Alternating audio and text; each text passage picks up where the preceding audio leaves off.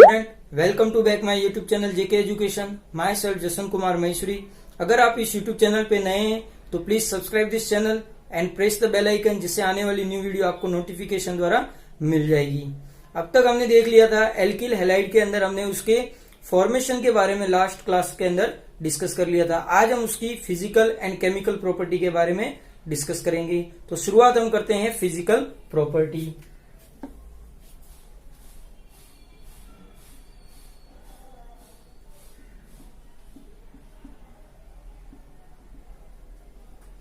Physical property में अगर हम इसके सबसे फर्स्ट देखें तो जो ऑल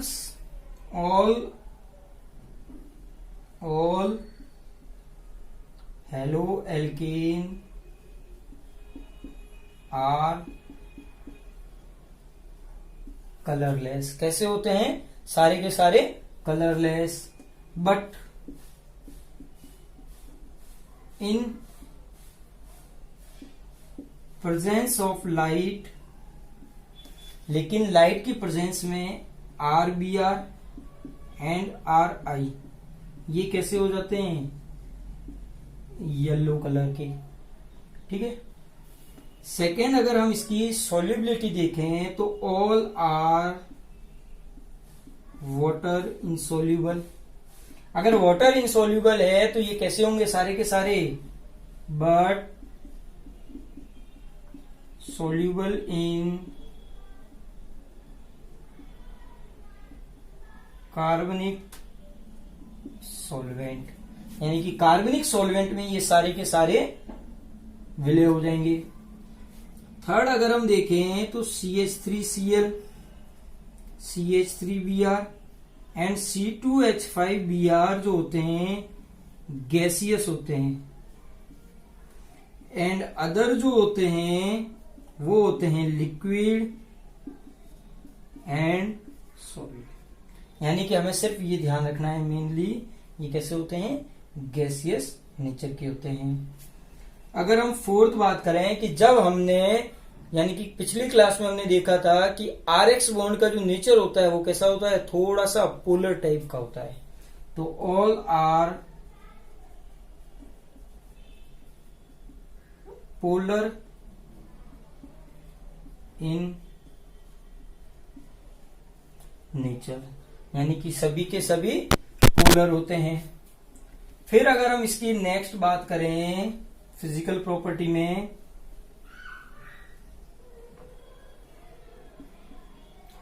इसका मेल्टिंग पॉइंट और boiling point and melting point जो होता है वो डायरेक्टली प्रोपोर्शनल होता है कार्बन या number of carbon atom.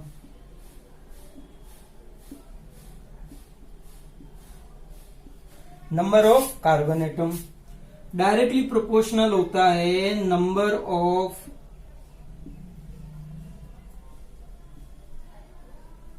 Halogen. ठीक है। डायरेक्ट या इनवर्सली प्रोपोर्शनल होता है ब्रांच। ठीक है। अगर इन सब की बात करें तो बॉइलिंग और मोल्टिंग पॉइंट मॉलिक्यूलर वेट के प्रोपोर्शनल होता है।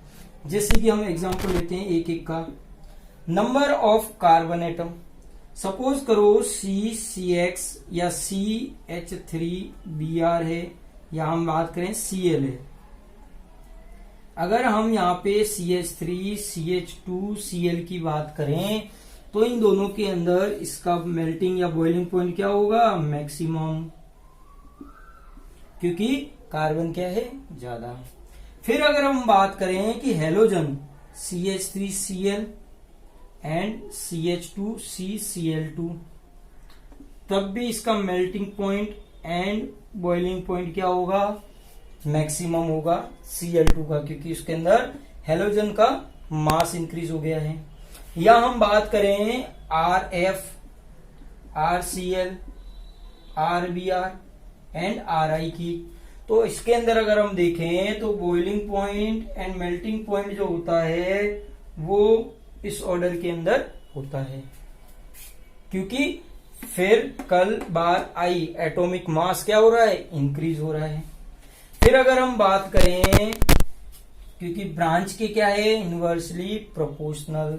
सपोज करो CH3 CH2 CH2 Cl, ठीक है, या हम यहाँ पे एक और ले लेते हैं CH2 Cl। फिर अगर हम देखें तो CH3 CH CH3 CH2 Cl, इन दोनों के अंदर इनका मॉलिक्यूलर वेट तो क्या है, इक्वल, क्योंकि 1 2 3 4 1 2 3 4 Cl Cl, लेकिन ये कैसा है, प्लेन, यानी कि सिंगल चेन है, और यहाँ पे क्या है, ब्रांच। अगर ये ब्रांच है तो इस कारण इसका ये जो मॉलिक्यूलर वेट है, मॉलिक्यूलर वेट क्या, इसका जो बॉइलिंग पॉइंट और मेल्टिंग पॉइंट है वो क्या होगा, डिक्रीज। फिर अगर हम इसकी डेंसिटी को भी देखें तो डेंसिटी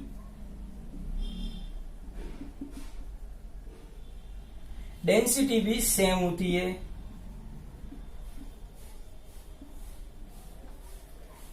डेंसिटी भी मॉलिक्यूलर वेट और एमपी और बीपी के जैसी होती है, number of carbon atom, number of halogen और ब्रांच। फिर अगर हम इसकी रिएक्टिविटी देखें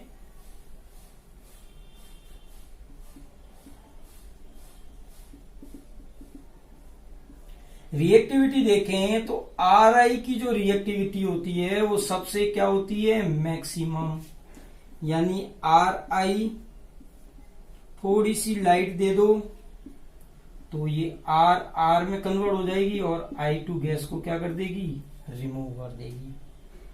तो ये तो है इसकी फिजिकल प्रॉपर्टी। उसके बाद नेक्स्ट है हमारी केमिकल प्रॉपर्टी। केमिकल प्रॉपर्टी में जैसे कि आपको बोर्ड पर दिख रहा होगा कि हमारे पास 4 टाइप की होती है, NSR यानी कि न्यूक्लियोफिलिक सब्स्टिट्यूशन रिएक्शन, नाभिक स्नेही प्रतिस्थापन अभिक्रिया, ER एलिमिनेशन रिएक्शन, विलोपन अभिक्रिया, विथ मेटल के साथ ऑर्गेनोमेटल्स का फॉर्मेशन। फिर है रिडक्शन रिएक्शन, यानी कि रिडक्शन करवाना एल्किल हैलाइड का। ये जो चारों रिएक्शन है ये 2 टाइप की मैकेनिक से होती है, या तो होती है SN1 से या होती है SN2 से। तो हम पहले डिस्कस करेंगे SN1 एंड SN2। तो शुरुआत हम करते हैं SN1 से। इसे हम कहते हैं unimolecular nucleophilic substitution.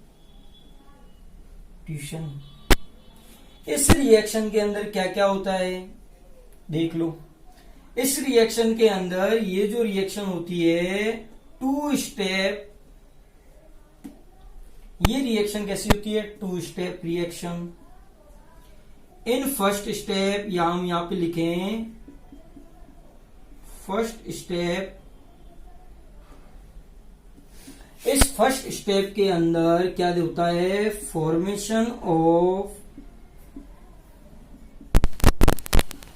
Carbocation. Carbocation का फॉर्मेशन होता है एंड X माइनस का फॉर्मेशन होता है। देख लो कैसे, RX, ठीक है। अगर हम यहां पे देखें तो R plus and X minus का फॉर्मेशन होगा। ये जो प्रोसेस होती है ये कैसा होता है, स्लो स्टेप। जब स्लो स्टेप होता है तो क्लास 11th में देख लिया था, ये कैसा होता है, रेट डिटरमिनेटिंग स्टेप, यानी कि वेग निर्धारक पद। यानी कि रेट ऑफ रिएक्शन जो है वो सिर्फ और सिर्फ किसके ऊपर डिपेंड करेगी, इस पूरे के पूरे पद पर। इस पूरे स्टेप के अंदर अगर हम देखें तो रिएक्टेंट कौन है, RX। तो अगर हम बात करें rate of reaction depends on या ओनली RX, यानी कि हम बात करें rate of reaction directly proportional to RX की कंसंट्रेशन, क्योंकि RX कुछ नहीं यानी 1, यानी कि ये क्या हो गई, यूनिमोलिकुलर रिएक्शन हो गई। अगर हम इसके अंदर सेकेंड स्टेप देखें, सेकेंड स्टेप के अंदर क्या होता है, अटैक ऑफ न्यूक्लियोफाइल। न्यूक्लियोफाइल का क्या होता है, अटैक होता है। ठीक है, न्यूक्लियोफाइल का अटैक अगर हम देखें तो न्यूक्लियोफाइल का अटैक दोनों साइड से हो सकता है। यानी कि अगर हम देखें न्यूक्लियोसाइड बोथ साइड अटैक,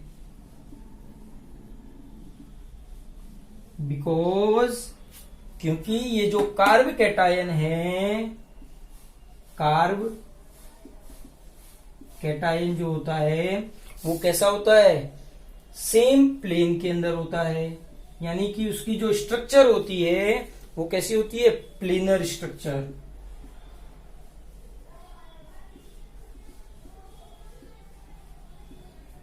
इसकी जो स्ट्रक्चर होगी वो कैसी होगी, प्लेनर स्ट्रक्चर। कैसे होती है उसको अगर हम थोड़ी देर में देख लेंगे।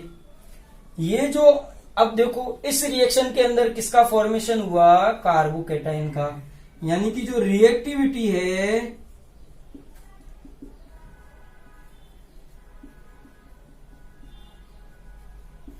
वो 3 degree, 2 degree, 1 degree and CH3X के अकॉर्डिंग होगी। क्योंकि क्लास 11 के अंदर हमने देख लिया था कि जो 3 डिग्री कार्बोकैटायन होता है वो क्या होता है, स्टेबल। यानी कि उसके बनने की प्रोबेबिलिटी ज्यादा, जब प्रोबेबिलिटी ज्यादा होगी तो न्यूक्लियोफिलिक उससे आसानी से अटैक कर लेगा। ये आपको इस स्टेप के अंदर सिर्फ ये पॉइंट ध्यान रखना है, जिससे आप अपनी लैंग्वेज बना सकते हो। ठीक है, चाहे वो इंग्लिश मीडियम का हो चाहे वो हिंदी मीडियम का हो, जिससे आपको याद करने में भी कोई दिक्कत नहीं। यूं नहीं कि पूरे पेज याद करूं, बस 4 लाइनें याद की काम हो जाएगा अपना। फिर अगर हम देखें इसकी रिएक्शन किस टाइप में होती है,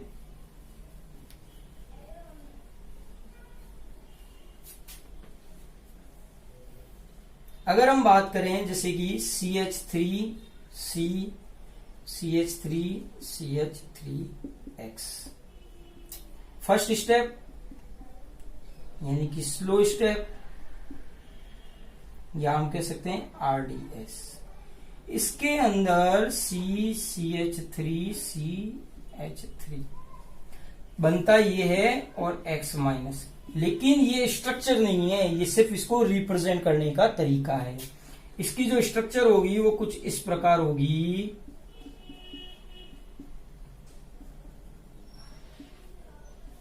ठीक है, जब इसके पास न्यूक्लियोफिल आएगा, ये जो न्यूक्लियोफाइल होगा ये यहां तो एक तो डायरेक्ट से या बैक साइड से अटैक करेगा, यानी कि बोथ साइड से अटैक करेगा और फॉर्मेशन कर लेगा किसका,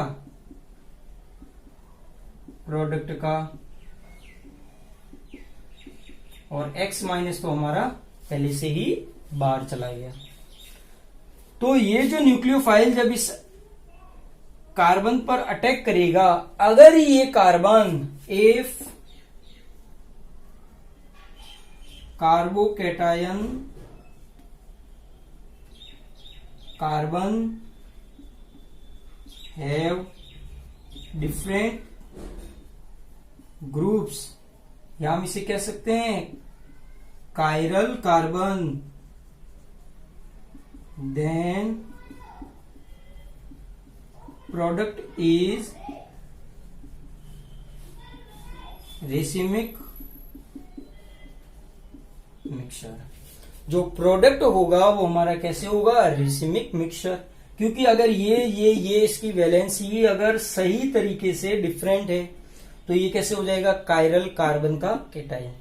अगर न्यूक्लियोफाइल इस तरफ से आया, सपोज इस तरफ से आने पर डी फॉर्म होता है, तो बैक साइड से अटैक करने पर एल फॉर्म बनेगा, यानी कि D and L both side, यानी कि रेसिमिक प्रोडक्ट का, रेसिमिक मिक्सचर का फॉर्मेशन होगा। तो ये तो था हमारा SN1 रिएक्शन। अगर हम SN2 के अंदर देखें,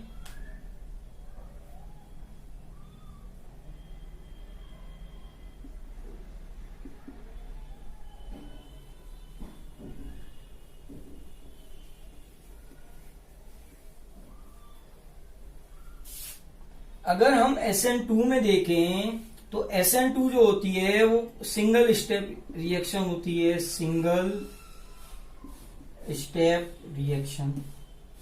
इस रिएक्शन के अंदर ट्रांजिशन है स्टेट,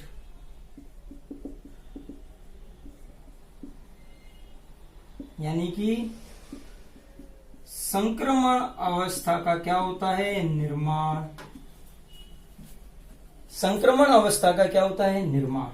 इस ट्रांजिशन स्टेट के अंदर जो न्यूक्लियोफाइल एंड ये जो एक्स है, ठीक है, ये दोनों ही कार्बन से पार्शियली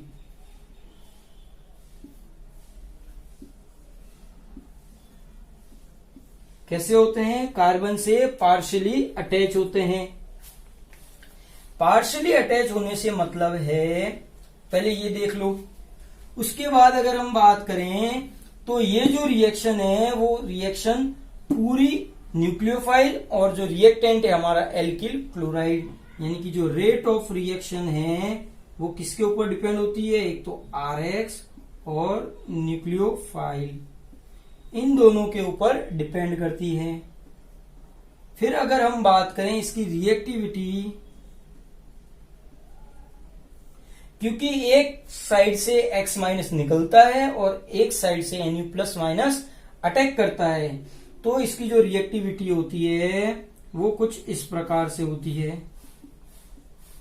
क्योंकि अगर 3 डिग्री में देखें तो तीनों तरफ से बल्की ग्रुप है, और जो बल्की ग्रुप होगा वो इस न्यूक्लियोफाइल को अटैक होने में दिक्कत करेगा, क्योंकि ये रिएक्शन एक साथ हो रही है, इसलिए यहां सबसे बड़ी दिक्कत हो जाएगी, वरना तो 3 डिग्री दे ही रहा था। तो ये तो है इसका ऊपरी ढांचा। देखो इस रिएक्शन का एक एग्जांपल,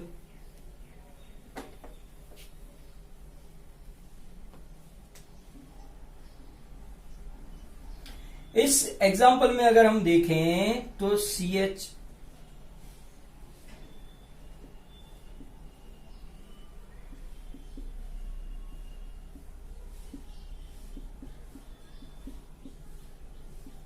न्यूक्लियोफाइल अटैक करेगा। न्यूक्लियोफाइल अटैक कुछ इस तरीके से करेगा।